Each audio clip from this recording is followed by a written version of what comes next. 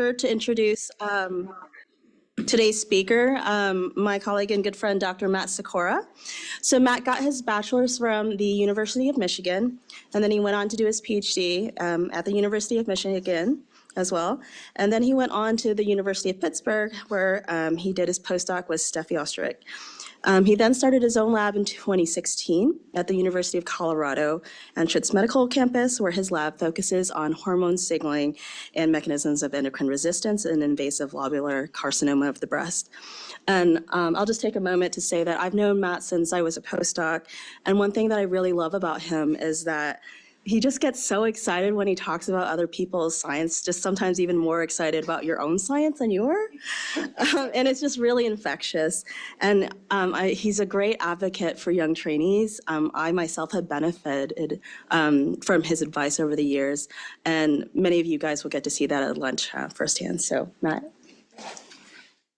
All right, thank you too so much for the introduction and the invitation. It's really a pleasure to be here to talk about our work. All right, so today I'm going to talk to you about how the DNA damage response protein MDC1 bridges endocrine response and DNA damage response in lobular carcinoma of the breast. Pretty please. All right.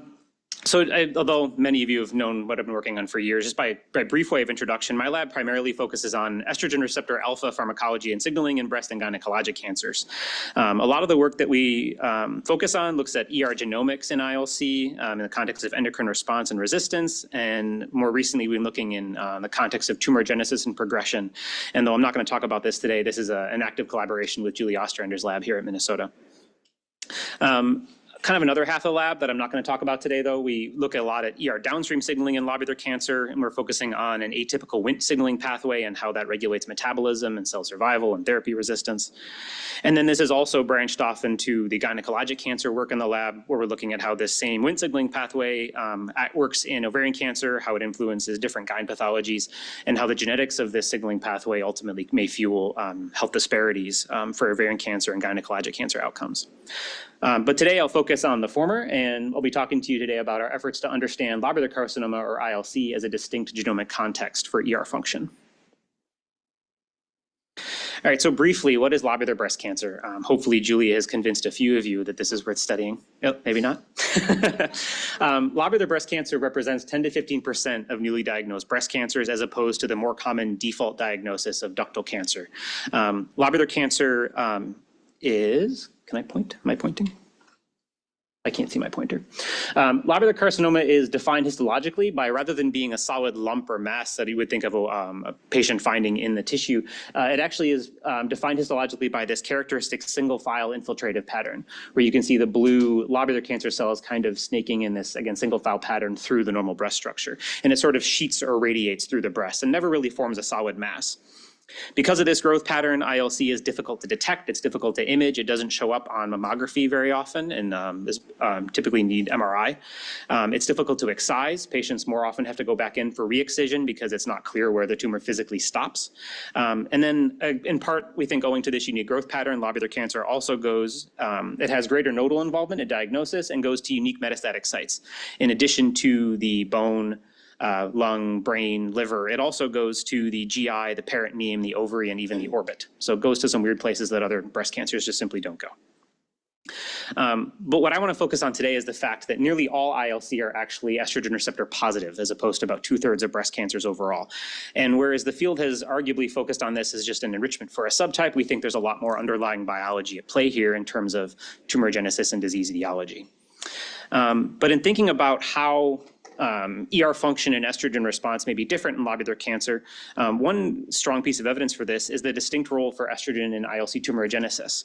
So we know from hormone replacement therapy outcome studies that it's typically the combined estrogen plus progestin hormone replacement therapy that drives breast cancer risk. So this is relative risk on the x-axis here, and this you can see that the combined therapy increases risk of both lobular and ductal cancer. Estrogen alone doesn't actually significantly increase the risk of ductal cancer, but it is sufficient to drive increased risk of lobular cancer, arguing that there are different mechanisms here at play for how estrogen influences disease etiology. We also are learning that despite lobular cancer having overall biomarkers consistent with a low-risk disease, that in fact patients with lobular cancer are facing uniquely poor long-term outcomes, in particular in terms of increased recurrence after 5-year survival. So patients have passed that magic 5-year window, but then the recurrences are actually increasing for lobular cancer. This is just data presented at San Antonio a couple years ago. It was a meta-analysis of a few of the larger AI tamoxifen trials, and you can see that in ER-positive lobular versus ductal, that again, around that 5 to 8 year window, that lobular recurrences are increasing relative to ductal, again, despite having fairly low risk, quote unquote, biomarkers. And these poor long-term outcomes coincide with what we're seeing in the lab, which is that most of our lobular models in the lab have some form or another of de novo resistance to anti-estrogens, including SERMs, the selective estrogen receptor modulators, as well as several of the next-gen SERDs, the oral degrader compounds that are making their way into the clinic. And this includes both cell lines, PDXs, whatever models we have kicking around, and typically manifests actually as partial agonism by these different anti-estrogens on the receptor. The receptor is actually responding to these as a weak agonist. So collectively, based on this, my lab has been taking the approach that ILC is actually a distinct context for ER activity among breast cancer. So we need to think of it essentially as a different tissue type for understanding how ER works. So to look at this, we've actually kind of been taking a fairly, I guess, older conceptual approach, and we're thinking about transcriptional co-regulators and how these may be different in ILC versus other breast cancers. So kind of just a standing hypothesis in the field is that in a given cell type or tissue type, that a different cohort of transcriptional co-regulators that work with ER may then mediate cell type specific ER activity. If a cell type has more co-activator type proteins, that'll lead to gene induction. If it has more repressor type proteins, that'll lead to gene repression. Based on that, we've just been asking, is ILC a distinct cell type with a distinct cohort of ER co-regulators? And this initial data is published here a couple years ago, so I'll go through fairly quickly. So to ask this, though, we performed an ER immunoprecipitation mass spectrometry screening by the method RHYME. Sorry, trying to find my pointer again.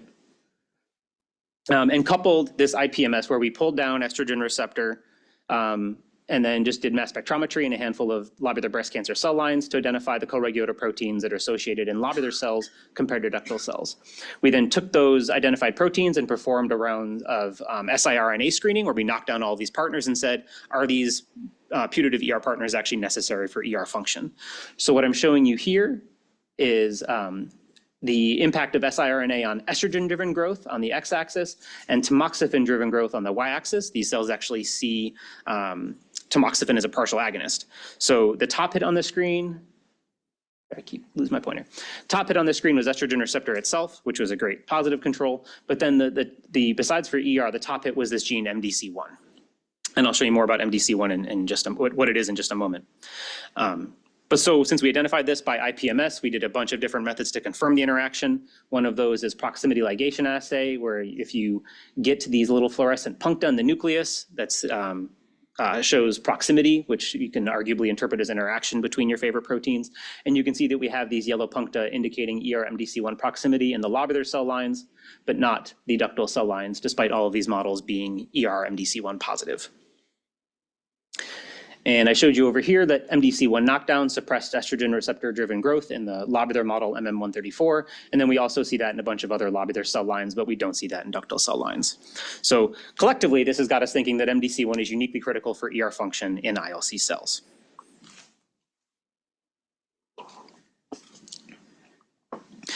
All right, if we're thinking about ER function, then we're thinking about ER's role in the transcriptome. So we did this in a handful of cell lines and have expanded it since. I'll show you more detail later. But what we did in these initial studies was to ask whether or not MDC1 knockdown would also suppress ER-driven gene regulation. And what we did in this experiment was hormone-deprived cells and then knock down estrogen receptor, MDC1 or FOXA1, the pioneer factor, is kind of a context control. And then we gave estrogen back and asked what component of the transcriptome could or couldn't be regulated. So in this particular lobular cell line, ER knockdown suppressed all of these different estrogen-induced and repressed genes, about 3,600 overall. And then you can see that FOXA1 or MDC1 knockdown both suppressed about half of the ER transcriptome. They were overlapping but had some exclusivity. So that kind of fit this idea that we had going in that MDC1 is indeed necessary for ER function. In this case, again, half the transcriptome is essentially lost when MDC1 is gone. So if we're thinking about MDC1 as a co-regulator, then we wanted to know where it's binding. So we, at this point, had started doing some cut and run for estrogen receptor and MDC1 to see where these are binding. And going into this experiment, we thought that they would be overlapping if we're thinking MDC1 is binding with ER in the genome. But what we saw instead was that we had a whole bunch of ER binding sites, we had a whole bunch of MDC1 binding sites, and really fewer than 10% of these binding sites overlapped, with each of these rows being individual genomic sites. So initially, this was confusing, concerning, upsetting. But then we looked at where exactly these proteins were binding in the genome. And as we've known, with steroid receptors like ER, it's actually binding primarily away from promoters. It's binding in distal enhancers and other regulatory elements. But then MDC1, we noticed, is actually binding primarily at promoters. So we said, okay, maybe they're in fact regulating the same genes by binding at different sites. So in this case, we did integration of our systrome and transcriptome data using the beta platform, which predicts direct target genes from those two data points. And we could see that predicted direct target genes for ER and MDC1 very strongly overlapped, and it was highly significant, the enrichment for this overlap. So this, again, fit the idea that they are in fact regulating the same genes just by binding at different sites. When we look at those predicted overlapping direct target genes that beta identified, more than half of them fit this pattern, so this is just one particular lobular specific ER target gene, where MDC1 is actually binding at the promoter, but ER is binding as expected at local distal enhancers. So this kind of fits this model for us that potentially MDC1 is acting as some sort of licensing factor to sort of provide access to ER target genes to their target promoters and thus facilitate ILC specific ER activity.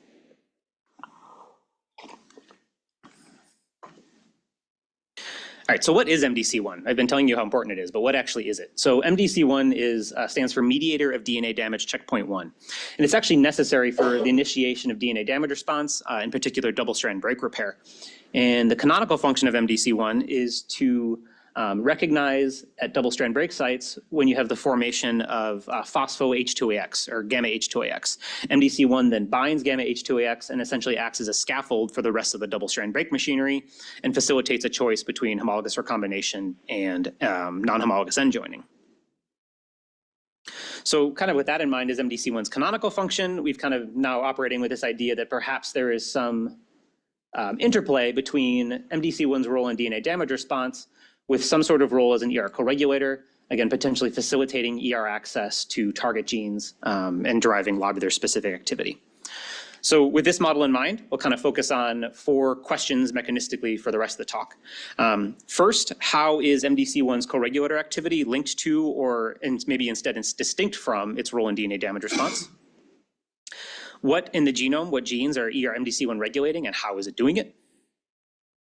Is MDC1 activity with ER versus in DNA damage response? Is this dynamic? Is it an on-off? How is MDC1 plausibly making a decision, quote unquote, between these two pathways? And ultimately, then, can we exploit the ILC-specific functional context for MDC1? If we know it's doing something different in lobular cells, what can we do about it therapeutically? All right, so let's focus on this first one. How is MDC1 co-regulator activity linked to or distinct from its canonical roles in DNA damage response? All right, so first going into this, we had in mind there's already a fair body of literature showing that steroid receptors like estrogen receptor and androgen receptor actually kind of co-opt or use the DNA damage response in terms of induction of a double-strand break to recruit chromatin machinery and to then kind of drive local chromatin remodeling and mediate gene regulation. So maybe all of this is just some linked directly to DNA damage response. And we don't think that's quite the case. And I'll show you a little bit of data in the paper as to why we think that's the case. So I showed you in a few slides ago that MDC1 is required for ER function, but we actually see that it's not required for androgen receptor function in the same cells. So these lobular cells, these MM134s, if you hormone deprive them, you can induce growth with estrogen in pink, tamoxifen in yellow, or with androgens. This is a synthetic androgen in blue, and they will use ER and AR kind of independently to drive growth. And you can see that if we knock down estrogen receptor, you block estrogen and TAM-driven growth, but not androgen-driven growth. And then if you knock down MDC1, we again suppress estrogen and tamoxifen-driven growth, but not androgen-driven growth. So this isn't some global mechanism suppressing hormone receptors, transcription factors. It seems to be fairly specific for this interaction that MDC1 has with estrogen receptor. So we think that this is one line of evidence that it's not just a broad DNA damage phenotype. We have a few more pieces of data in this paper, but another one is just what genes are being regulated in lobular versus ductal cancer cells. So this is just pathway enrichment for ER-MDC1 target genes that we identified in 2 lobular cells relative to 1 ductal model. And we did get enrichment for the signatures for estrogen response in both lobular and ductal models, but what was different in the ductal models was that we got a really strong enrichment of DNA damage response pathways. And if you look at the motif enrichment, it's basically all E2F in the ductal cancer cells, which is partially what's driving its estrogen response signature. Whereas the lobulars, it's all nuclear receptor elements. So the genes that it's regulating in lobular versus ductal cells are totally different. And in the ductal, it's all linked to its canonical roles in DNA damage response, we think. So collectively, and there's a little bit more data there, we think that ER-MDC1 function is in fact distinct from its canonical roles in DNA damage response. This isn't just some like overlapping transcriptional phenotype. We also see then potential differences for what MDC1's role is in ILC at actually the level of IHC. So I'm just showing you some example immunohistochemistry we did for MDC1 and estrogen receptor in a couple lobular models versus a couple ductal models on the right. What you can kind of see in the lobular models, aside from this really nice representation of that single file radial growth pattern, is that we had, both of these MDC1 H scores are around 100. One was more homogeneous, one was a little more heterogeneous. Whereas ductal, we actually had quite a span where we had some tumors that had near 300 or 300 H scores versus some tumors that were dead negative for MDC1. And we did this in some tissue microarrays. And if we look at H score across the panel, what you can see, I hope, is that the distribution of H score in the ER positive ILCs here doesn't at all match really what we're seeing in the ductal models or even in ER negative lobular, the handful that were there. Instead, the distribution looks more like the normal. And whereas in our tissues here and in the literature, MDC1 is lost in about a quarter of solid tumors, probably to facilitate some sort of BRCA-like phenotype and kind of breaking DNA damage response. We only saw it in 1 ER-positive ILC here, which was less than 5%.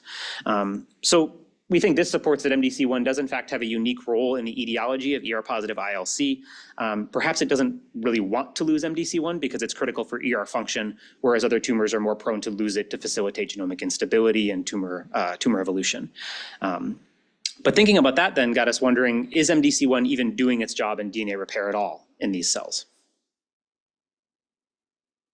So if MDC1 is lost in 293s and HeLAs and any of your favorite cells in the literature, you essentially ablate homologous recombination and the cells become hypersensitive to any genomic insult. They can't repair double-strand breaks as you'd expect. Lobular cells, lobular tumors rather, have no signs of such a deficiency. So you can take any of your favorite genomic homologous recombination deficiency scores, scarring markers. Lobulars are low for all of them. This is just from TCGA from one such HRD score, and ER-positive lobulars are substantially lower than ER-positive ductals. And this is not even considering like how high ER-negative BRCA mutant tumors are. So there's really no evidence at the genomic level of overt HR deficiency and scarring. But that may or may not be the whole story. It's also worth considering that BRCA mutants are actually depleted in lobular tumors as well. So like, whereas lobulars are 15% of breast cancer, they're only 2% of BRCA1 mutant breast cancer. So there's some interplay there that we're just not seeing. But there may be more to this. So the group at Pittsburgh did a study with Foundation Medicine a few years ago looking at tumor mutational burden in Foundation Medicine's cases of lobular cancer. They compared ER-positive lobular to ductal and then looked at primary versus metastatic disease. And what they saw is that looking at tumor mutational burden, even though lobular cancers really have no biomarkers to suggest that they would have high TMB, they do, compared to ER-positive ductal in both primary and metastatic disease, they have elevated levels of tumor mutational burden. And even though it's not a whole ton of tumors, they have a lot more that have TMB high or even extreme cases relative to what we might expect just based on their DNA damage response phenotypes. So there's something going on here with how the cells are repairing DNA that may be manifesting in terms of mutational burden overall. We also know from the Cancer Genome Atlas that a subset of tumors may have some sort of elevated signature of DNA repair activity. So TCGA identified 3 transcriptional subtypes of lobular cancer, one of which, termed proliferative ILC here in the green, was associated with the poorest disease-free and overall survival. Now, unfortunately, at the transcriptional level, proliferative ILC was defined as not being the other two subtypes, which is not super duper helpful in understanding the biology. But in the reverse phase protein array data, what these had was actually an elevated DNA damage response signature. That's the yellow here. And this was enriched in the proliferative ILC subtype. It's not just a straight match to higher Ki67, higher proliferation. They called it proliferative because there was nothing else obvious to call it. So this isn't just they grow more, they have elevated DDR. But if we break out that DNA damage response signature on its own, again, at the protein level, it does actually correlate with much shorter overall survival in ER-positive lobular, but has no such value in ER-positive ductal cancers in TCGA. So collectively, this argues that even though these tumors are not BRCA mutant, they don't have HR scarring, that there may be some sort of quote unquote dysfunction is the word I'll use. And this may be fairly common in ILC. In this case, proliferative ILC was at least a third of lobular. So this may be fairly common. All right, so if there is some DNA repair dysfunction, how is that manifesting? So MDC1's normal job in DNA repair, as I mentioned earlier, is to bind gamma H2AX and then recruit the rest of the machinery.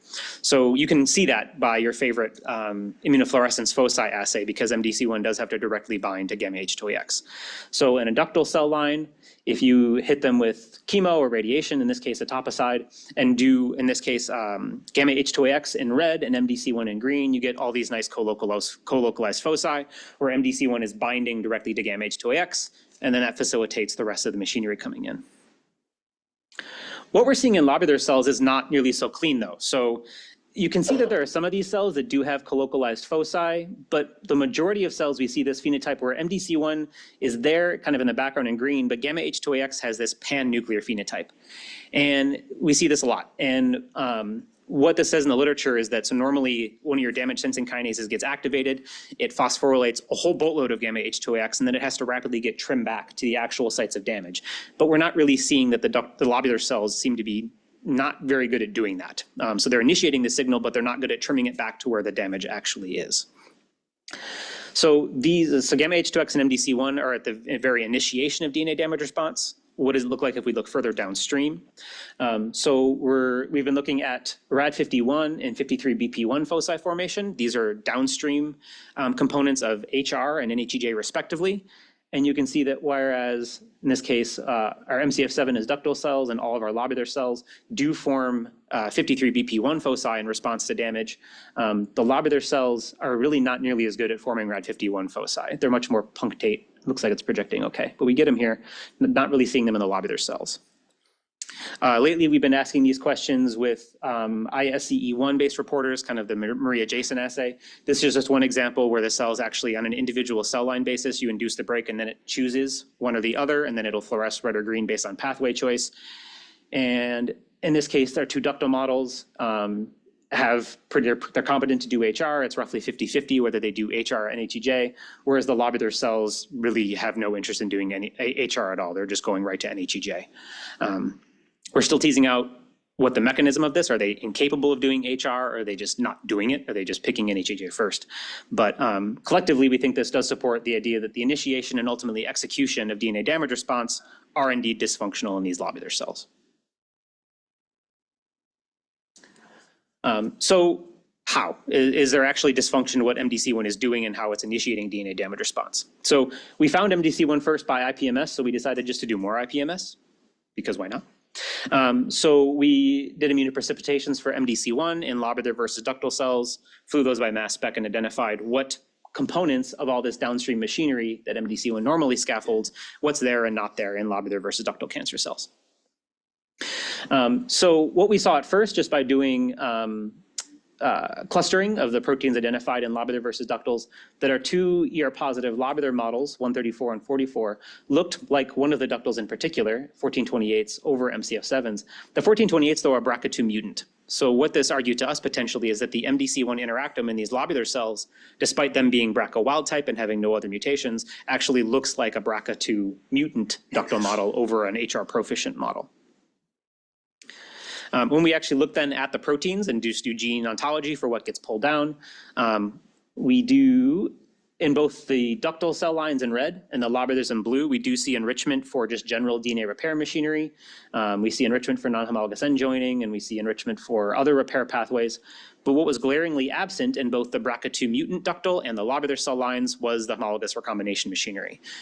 This is just basal, we're not inducing damage or anything, but it just seems to be not there at baseline in the lobular models. If we look at the specific proteins we pull down, same models left to right, we really just see that there's a huge swath of HR proteins that are just not enriched in these lobular and BRCA mutant cell lines. Notably, this includes the MRN complex, MRE11, RAD15, NBN. In the literature, MRN complex interaction with MDC1 is constitutive, absent damage in your favorite cell line. But this argues that perhaps that interaction is not as constitutive as U2OS or HeLa data would suggest, that perhaps in these HR deficient or dysfunctional settings, it's just not there at the same level. So this has got us wondering whether or not MDC1 dysfunction ultimately causes some form of molecular BRCA-ness, whether it doesn't look like a BRCA mutant at the genomic level, but at the functional level, it mimics the same lack of functionality. All right. So we've kind of revised this model now where it's not really necessarily MDC1 isn't active in this going back and forth, but there does appear to be some kind of dysfunction where MDC1 isn't doing its normal job properly in DNA damage response. So let's take a few minutes and think about the genome then. What in the genome is MDC1 regulating, and how is it doing it? So I showed you data from one of our cell lines in terms of the and MDC1 transcriptomes. Now we've done this in a pile of ILC and ductal cell lines, and then we're actively working on the systrome now. So I'll focus on the data we have now from the transcriptome, looking at and MDC1 target genes in lobular versus ductal cancer cells. So by various statistical cutoffs, we can look for lobular versus ductal specific MDC1 target genes, and we can see that there's almost 700 lobular specific MDC1 target genes. There's a good set that are enriched across the board in all of our cell lines, and then there's a much smaller ductal specific set that kind of goes away as soon as you apply any statistical pressure to it. So there doesn't really seem to be a robust ductal specific MDC1 signature. Probably not surprising because it's mostly just involved in DNA damage response there, whereas there does seem to be a shared and lobular specific signature. So if we look at those two groups, in this case looking at the just MDC1 induced genes and do hallmark enrichment analysis, we actually can see that MDC1 is regulating arguably different genes in these two settings, both the lobular specific and the kind of the shared gene set. We are getting enrichment for estrogen response in both settings, but we are getting more enrichment for mTOR, for metabolic signatures in lobular cells, whereas in the shared settings, we're getting all of those E2F, G2M checkpoints consistent with cell cycle regulation and DNA damage response. So whatever it's doing specifically in lobular cells is not linked to those kind of canonical functions of MDC1. And now we're seeing this in a bunch of cell lines as opposed to what I showed you earlier. That's in cell lines. Can we glean anything with these in vitro gene sets in lobular tumors, like in TCGA? So we took those lobular versus shared gene sets and kind of just applied some stricter statistical cutoffs and get a lobular MDC1 signature and a shared MDC1 signature. And again, the ductal specific kind of falls away. There aren't enough genes there to do anything with. But then if we think about this lobular gene signature specifically, if we look at high levels of it, about the top third of the gene expression level, it does more or less recapitulate what I showed you earlier with DNA damage response. Not quite as significant, but it's trending that direction. But what I think is really exciting is the phenotypic data from the tumors that matches with high activity of this lobular specific MDC1 signature. So in TCGA, there's a bunch of features consistent with genomic instability. So in this case, microsatellite instability sensor score, which is just a measure of MSI. You can see that's elevated in the lobular tumors that have high MDC1 gene signature activity, as is the fraction of the genome altered, just another measure of genomic instability. Again, these scores aren't like consistent with a BRCA mutant or like a bona fide MSI high tumor, but it's still consistent with the idea that there's some measure of genomic instability in these tumors that have high activity of MDC1's genomic functions with ER. If we look then at the protein signaling data, so on this table, everything that is blue is higher levels of that protein marker in RPPA in the lobular MDC1 high, and these are higher in the lobular MDC1 low set. And what's in the high is, somewhat gratifyingly, all of those DNA damage response proteins that I showed you earlier. We also see markers of higher ER activity overall, increased metabolic signaling, and some proliferative signatures like cyclin E1 and phospho-ARB. In this case, if I just make a metascore of these DNA damage response proteins, you can see that similar to what I argued earlier for proliferative ILC, the high lobular MDC1 gene activity correlates with higher DNA damage response protein activity. So now potentially consistent with, I just have these MDC1 target genes we derived in vitro, and we're seeing that correlates with that inactivity, arguably, of MDC1 and DNA damage response in tumors. On the flip side, though, the tumors that were lower in the lobular MDC1 activity actually have much higher levels of MAP kinase signaling. This is higher phospho-EGFR, MEK, and ERK, and again, kind of a metascore. So you have much higher RTK MAP kinase signaling in the MDC1 low tumors. So collectively, we think that this may argue that MDC1 co-regulator functions in the genome may actually define a specific subset of lobular tumors. Whether this holds up will be exciting to follow up on, and how this then corresponds to outcomes and therapeutic response. So that's a little bit about what genes ER and MDC1 is regulating, but how is it doing it? So MDC1 itself doesn't have any known enzymatic function, but what it does do in DNA damage response is primarily as a scaffold. So we asked, does it do something similar in the context of ER function? Is it scaffolding in epigenetic proteins? So this is just more ontology from that IPMS I showed you earlier. And in both the ductal and lobular cell lines, we do get enrichment for chromatin remodeling machinery. That's not surprising. You do need a lot of chromatin remodeling to fix DNA. But we did see that there were arguably some stronger enrichments for histone acetylation proteins for H3 and H4 in the lobulars relative to the ductals. So we did a little deeper dive to identify what proteins were there, and have done another round of siRNA screening to look again for proteins that are critical for ER-driven proliferation in lobular, but not ductal.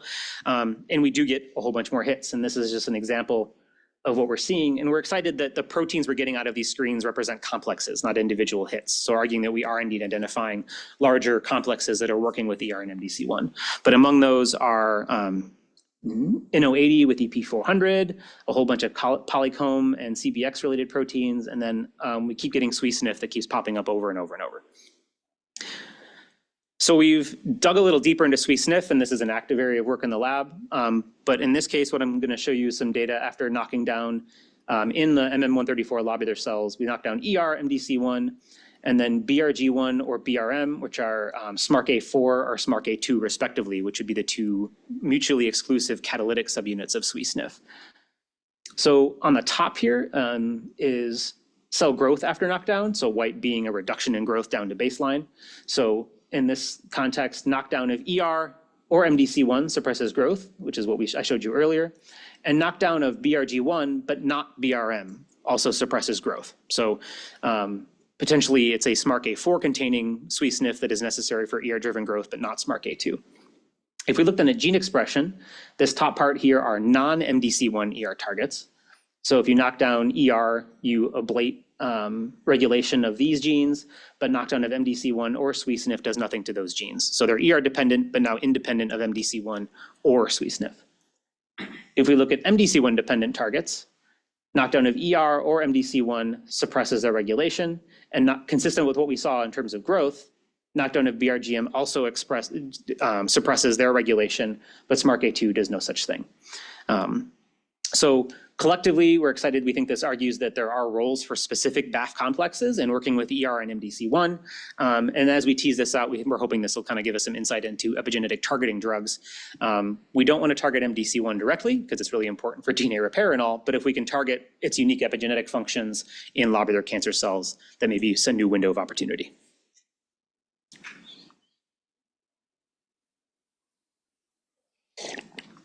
All right, so we fleshed out a little bit on target genes. I've showed you where we're heading there. Now let's look at, I did draw this double-headed arrow between DNA damage response and co-regulator functions. So do we know anything about whether MDC1 activity in these processes is dynamic versus kind of a static on-off?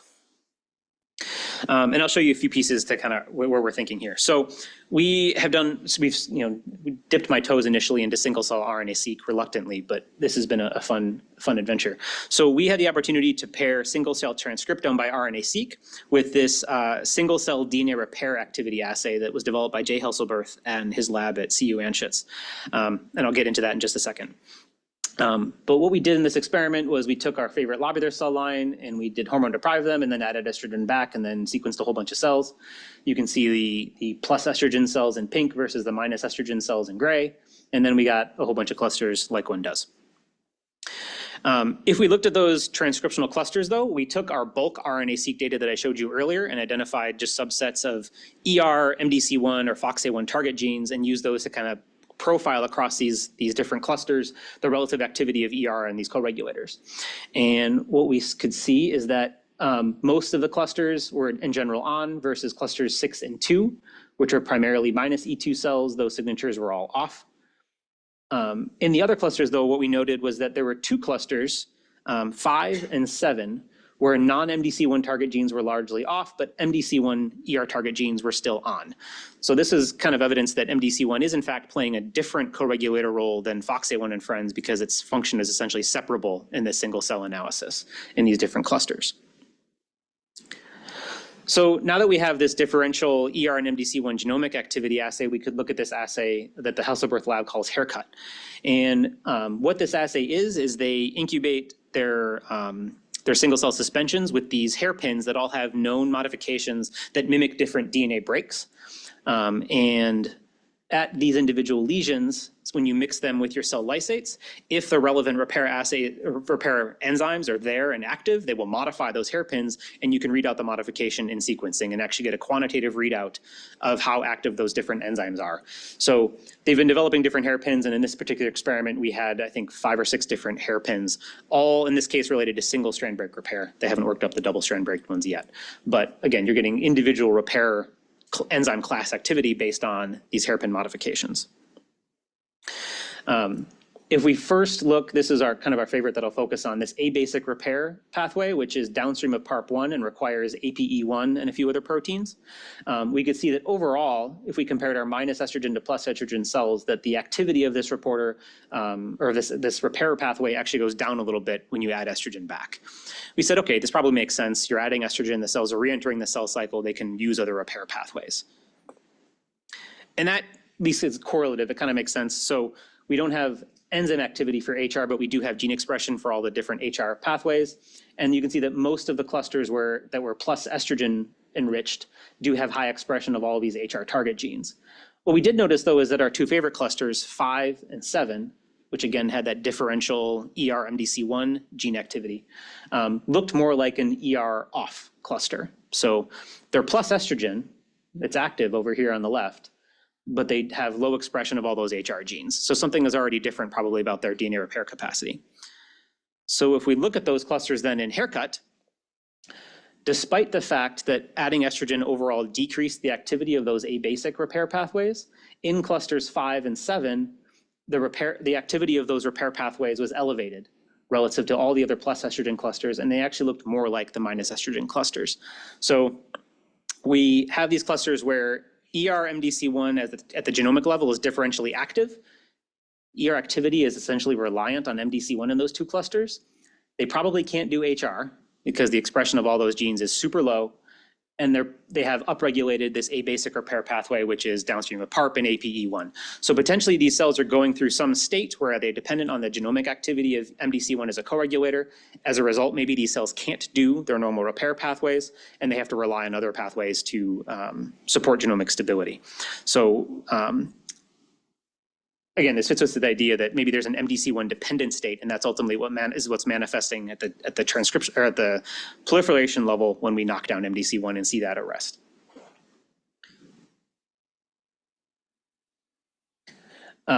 So if there is then this potential differential activity of MDC1 in DNA repair based on where it is in the genome, can we modulate it? Can we target ER and push MDC1 around? So what I didn't show you before from that IPMS is that we did have a set of samples where we treated our lobular cells with fulvestrant, the ER degrader and anti-estrogen. In that setting now, when we did the same clustering, these cells actually looked more like the HR proficient ductal model. So they don't look like that BRCA mutant setting anymore. They look more like MCF7s. And if we look at gene ontology, we now have a restoration, or we can see an enrichment again now for homologous recombination machinery. So by depleting estrogen receptor, by inhibiting it, we're potentially pushing the MDC1 interactome back toward an HR proficient-like state. And if we actually look at the individual proteins, in this case, comparing just MCF7s as an HR proficient, the lobular and lobular plus fulvestrant, all of these proteins that we couldn't pick up before in the lobulars are now coming back, including the MRN complex. And it was actually kind of interesting that we're not getting a new suite of proteins to come down. We're getting all the ones that we saw before in MCF7s. It's almost like we are, in fact, restoring that machinery. If we look now at the epigenetic proteins that were kind of that were there in the lobulars and not in the ductals, some of those also remodeled to look more like that HR proficient state, like Morphere and this HBO complex proteins. They kind of switch back to look more like the MCF7s than the parental 134s.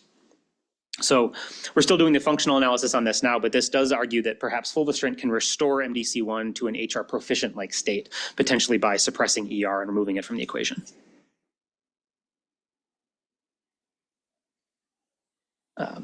All right, we also have some data that MDC1 function as an ER co-regulator can actually be lost in the context of endocrine response and development of endocrine resistance. So when I was a postdoc, we developed a series of long-term estrogen deprived, or LTED, lobular models. And this is when you just take estrogen away, leave them in the dish, and let them figure out how to continue proliferating. And we have a series of these from the 44PE cells and a series from the 134 cell lines as well. And importantly, all of these models are still ER MDC1 positive, both the 44 and 134 LTEDs. The 44 LTEDs, though, are still ER dependent, even though they're ligand independent. So if you treat the cells with fulvestrant, you do suppress growth. If you knock down MDC1, also, they remain MDC1 dependent. You do suppress growth. So ligand independent, but still ER MDC1 dependent. The 134s are not that. So they are, again, even though they're ER positive, they are ER independent. Adding fulvestrant does nothing, but now knocking down MDC1 also does not suppress growth. So all ligand independent, all ER MDC1 positive, but we have these different settings for ER MDC1 dependent versus ER MDC1 independent. If we look then at the ER MDC1 interaction, we see that it's actually lost in that latter ER MDC1 independent setting. So these are co-IPs, and in this case, we're IPing MDC1 and blotting for estrogen receptor. We see an enrichment of that pull down in the 44 LTEDs, not in the 134 LTEDs. And then this is the converse, IPing ER and immunoblotting MDC1. So the enrichment for that interaction is lost in the ER MDC1 independent setting. So one way or another, they've lost that interaction. They're no longer dependent on either protein for proliferation. We're still picking through transcriptome data here, looking at ER and MDC1 target genes. At a broad spectrum, what they actually look like in these cells is that there's a whole bunch of genes that ER and MDC1 are regulating in the dependent setting. A smaller subset are retained in the ER MDC1 independent setting. But if we look at this whole suite of genes that are effectively lost in the ER MDC1 independent setting, they're really strongly enriched for those lobular specific MDC1 targets I showed you earlier, which then correlate with all of that lobular tumor biology. So we think this really argues that those genes that ER and MDC1 are still regulating in the endocrine resistant setting kind of are what's part of its function, what's part of its downstream impact on lobular tumor biology. So we have a lot of work to do in these endocrine resistant models. We're excited about the implications then for DNA repair capacity. Are these 134 LTEDs now, does MDC1 go back to its day job? Is it back in DNA repair? We don't know what the chicken and egg is versus losing ER dependence versus MDC1 dependence. We can tease that apart. But then importantly, can we reactivate ER and MDC1? Can we drive that association back together, and would that restore endocrine response? All right, my last few slides, can we now exploit the ILC specific functional context for MDC1? We know it's doing something different in lobular cells. What can we do about it? So if in fact these cells do have some sort of HR dysfunction, the arguable poster child for targeting this would be PARP inhibitors. Usually these would be indicated in the context of homologous recombination deficiency for BRCA mutants in the germline. And I'm sure most of you are familiar, but very briefly, PARP inhibitors will inhibit single-strand break repair, and as that resolves during replication, that resolves to a double-strand break. And in a BRCA deficient model that can't repair double-strand breaks, those cells are hypersensitive to those induced breaks. Kind of a kinder, gentler chemo. In breast cancer, we have 2 PARP inhibitors that are approved. We have olaparib, which is used in the adjuvant germline BRCA setting, and talazoparib, which is approved in the metastatic setting. We've been focusing on talazoparib, and I'll show you that data because it's a little easier to use in the lab. It works a little faster as a better PARP trapper. But based on what I was showing you earlier in terms of HR dysfunction, can PARP inhibitors actually exploit that DNA damage response dysfunction, even though we're not in a BRCA mutant setting in ILC? And I'll skip right ahead to the in vivo data. So we've been trying this, and in this case, just conventional xenografts. Julie's lab taught us how to do MIND, so we're moving ahead with that soon. But in this case, the lobular model 134 is a conventional fat pad xenograft. We treated the cells, in this case, here's the black line is control. The blue is fulvestrant for 6 weeks, and the talazoparib is in red for only 3 weeks. And despite the shorter treatment, the talazoparib alone actually outperforms fulvestrant as single agent. And even though treatment was stopped at that 3-week talazoparib mark, we still see a kind of a durable effect on growth. The tumors really aren't regrowing. And we're still in the middle of analysis here on these tumors, but when we look at just Ki67 and standard IHC markers, we can see that at endpoint, again, even though talazoparib has been off these tumors for a month, we still have high Ki67 across the board, but what our pathologist noticed was that the talazoparib-treated tumors had much lower mitotic indices. So that's potentially consistent with like a G2M arrest, which is what our colleagues in the ovarian cancer field tell me is what they see after PARP inhibitors, but it's durable. Again, these haven't seen talazoparib for a month, but we still have what looks like a durable G2M arrest. This is consistent with what we see in vitro. It's at the preprint, but we do see that even after we wash talazoparib off of cell lines in vitro, that their growth suppression is maintained. So there is some sort of durable long-term effect in that setting. We're also doing this other models, in this case, a single agent in the 44 PEs. These are a real pain to grow as xenografts, but we're doing what we can. But in this case, again, 3 weeks of talazoparib was equivalent to 6 weeks of fulvestrant, and we still see that durable effect on tumor growth overall. This experiment is still cooking, and I'm really excited about it. We're combining talazoparib with endocrine therapy. This might not necessarily be an obvious combination since you're influencing cell cycle with antiestrogens. Is that going to block PARP inhibitor response? But so far, we don't think that's necessarily the case. So I'm showing you here just the combination with estrogen deprivation. We established these tumors on estrogen and then removed it for 6 weeks in combination with or without talazoparib, and then gave estrogen back to see if these tumors are still there. Do they regrow? The control tumors are here in black. Aromatase inhibitors alone are in the pink, and they're starting to regrow. And this is like they're literally still cooking right now. Whereas the talazoparib combination, they kind of perked up a little bit, and they are just sitting flat, and they are not able to recover the same way. So again, consistent with what looks like some sort of durable response to talazoparib. So again, despite not being BRCA mutant, these lobular cells are unexpectedly sensitive to PARP inhibition, and we're excited about the potential for a precision therapy in ILC as you learn how to identify potentially this HR dysfunctional subset of ILC.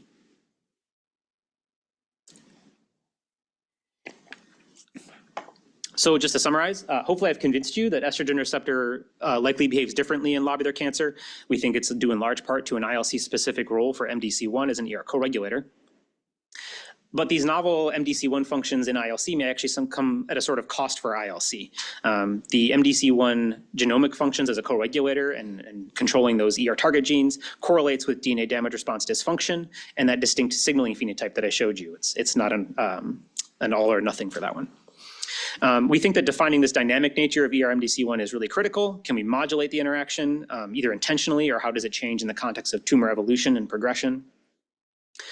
But we're excited about how our efforts to understand the ER interactome have yielded avenues for new therapeutic approaches. As I mentioned, we're excited to try targeting different epigenomic partners for ER-MDC1 as a lobular-specific kind of functional context. And then what I just showed you in targeting MDC1's lack of activity as an irresponsible DNA repair protein using PARP inhibitors and potentially newer targeted agents in the future. So I just write the grants. This work has been driven by Dr. Joe Sotnick and Dr. Maggie Music in my lab. This is the rest of the group. Huge thanks to our collaborators at Anschutz, Jay Hesselberth and his group, Dr. Mandy Ricker, Ray Fu, and have been outstanding support in that space. I didn't show you the work here today, but we know how to do animal work lately because of Julie's lab. So thanks to her and Chinasa. The rest of my collaborators are advocate partners. And then this project is largely supported by ACS, NCI, and advocate support, philanthropy support through the Lobular Breast Cancer Research Fund at Colorado. And I'm excited to take your questions. Thanks for being here.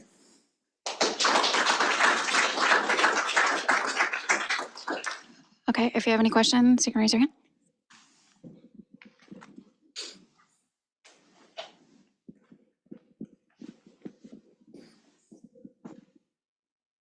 That was great, Matt. Thanks. So thinking about the chip sequencing data and the overlap with the ER syndrome, what is the mode by which MDC1 binds DNA? It doesn't have a sequence-specific DNA binding domain, does it? No. So there's one paper, I think like 2000, 2001, that argued that a domain of it could bind DNA.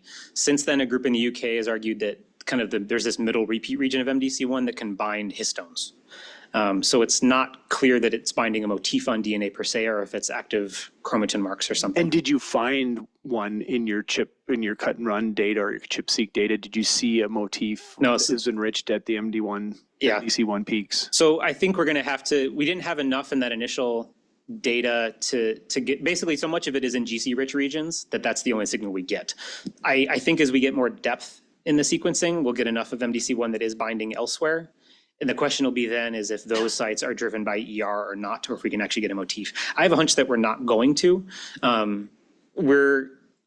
What I'm guessing, hoping is going to happen is that one of these epigenetic partners is going to be linked. And we have done like global mass spec for different histone marks that seem to be MDC1 driven. If one of those is what MDC1 preferentially recognizes, we can kind of tie that back to the chromatin modulator. But as far as then why it's at a particular promoter, And then just one final follow-up question. In all the knockdowns that you did, did you test whether like knockdown of MDC1, for instance, was influencing the levels of ER alpha? Because of course that can really influence what an ER alpha ChIP-seq readout would look like. Absolutely. So it's fairly broad in both ductal and lobular that knockdown of MDC1 does reduce ER protein levels and transcript levels pretty strongly. And that kind of gave me panic at first, but what I showed you though is that half of the transcriptome is not MDC1 dependent in terms of ER. So I mean, if we do ERE reporters as just transient transfections, there is no impact on them at all. So whatever MDC1 doing, even though it is impacting ER levels, which it'll be hard to tease out the chromatin end, at the functional level, it's chromatin dependent and not driven, we don't think, by ER levels. So we've got some models where we're going to put like low level overexpression of ER on like a, kind of a little weak promoter to see if that impacts the systrome or not. But at least, I don't think the main effects are necessarily driven by levels. Matt, that was great. I think I have related questions, but have you looked at any of the MDC1 genes in terms of the existing RNA expression profiles, Mammapran, Oncotype, breast cancer index, PAM50? Do they show up in those? And secondly, have you had the opportunity to look at differences between metastatic lobular and primary lobular in terms of MDC1 function? Yeah. So I haven't overlapped it with the signatures. That's a really good thought. Well, the dilemma for lobular is, and you pointed it out, is the late recurrences. So if you've identified a set of genes that might identify those tumors, that would be useful. Yeah, absolutely. I actually have to look. I mean, they're not overtly proliferative, so I don't think they're going to overlap with like Oncotype. But I mean, I'll have to look. I didn't think about that. As far as metastatic, I want to get the data now. Like those draft signatures we've only come up with just in the last couple months. So we've had it on our list of things to do to start getting those tumors. There aren't a lot of data sets with metastatic lobular specifically, so that's where we're kind of struggling now is what the right data set is and how to move forward with that. But obviously, Steffi and Adrian have a pile of data we're going to start picking through. We're also talking about getting some of the data from some of the SWOG trials to compare that to longer term outcomes, since TCGA data is, kind of shrugged for outcomes. So we're thinking about it. Matt, great talk. I just trying to wrap my head around a couple of things. So in your single cell RNA-seq, you kind of see this transcription changes with HR genes, right? Do you know if those cells are actually proliferating? Because if they're not proliferating and they're in G1, they were likely to shut off all the HR genes. Yeah, no, totally. So then that would make sense as to why you would see an increase in BER, right? Because that's also kind of tend to be more G1 than Yes, Okay. totally. So yeah, I didn't go into it here for the sake of time. Yeah. So we do have the imputed cell cycle on those, whereas like the clusters 6 and 2 are just like, G0, G1. Yeah. The 5 and 7 they're in G2 and G1. So I think they're transitioning out of G2M back into G1. Right. So it does make sense from a functional capacity. So I do think that may in part be cell cycle driven, but if that's still when MDC1 is critical for ER function to push them through that boundary, that's still then a hypersensitive state. So I agree completely, it could be tied to cell cycle, but then the reliance on MDC1 is still what we're excited about. And now we're going to start doing more single cell to pick apart that state.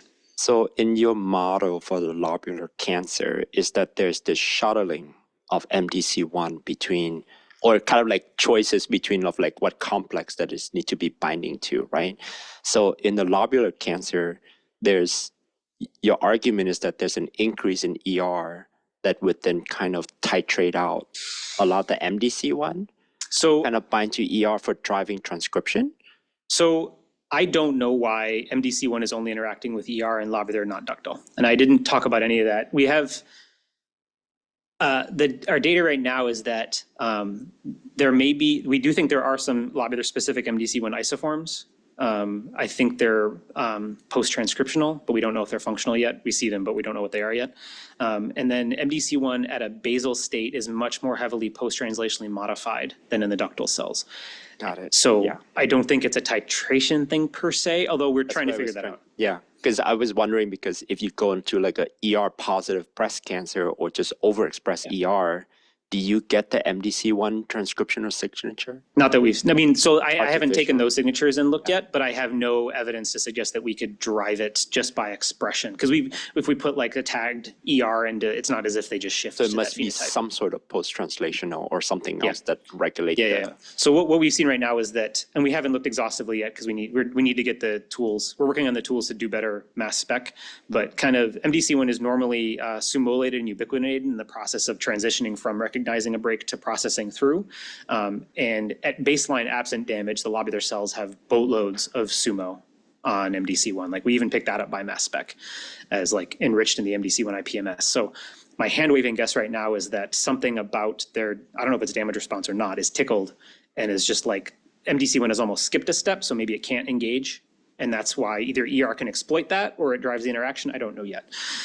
We're working on also cloning MDC1, but it's huge and obnoxious, and we're getting there. Hi. I think my question is, I guess, a follow-up to Scott's about the ER and MDC1 cut and run, and you sort of teased that there might be some sort of scaffolding interaction going on, and based on the beta prediction that it's probably an enhancer promoter interaction. So I'm wondering if you're planning on following up with that, and if so, how? I'd love to know how to do that. Yeah, so we've been talking about Hi-C. I mean, can we actually physically see ER looping over to those promoters? We also, what I'm hand waving and hoping, so like we're doing the sequencing right now. If we knock down MDC1 and we see ER go down, does it only go down at promoter sites, or do we also lose ER at those enhancer sites as well? And are those ones where we could actually predict a connection between the two? I'm admittedly terrified to go down the Hi-C route, so Jay Gertz says he's going to do it for me, so we'll see. We'll see what actually happens. I'm also intrigued about because if it is facilitating, if it ends up that it's facilitating enhancer activity, presumably we could do either pro or grow-seq, I forget which one, to look at ER modulation of the enhancer, but I haven't spent enough time thinking about it yet. So if anybody's got ideas, I'm open. Great, let's give a round of applause. Thank you very much.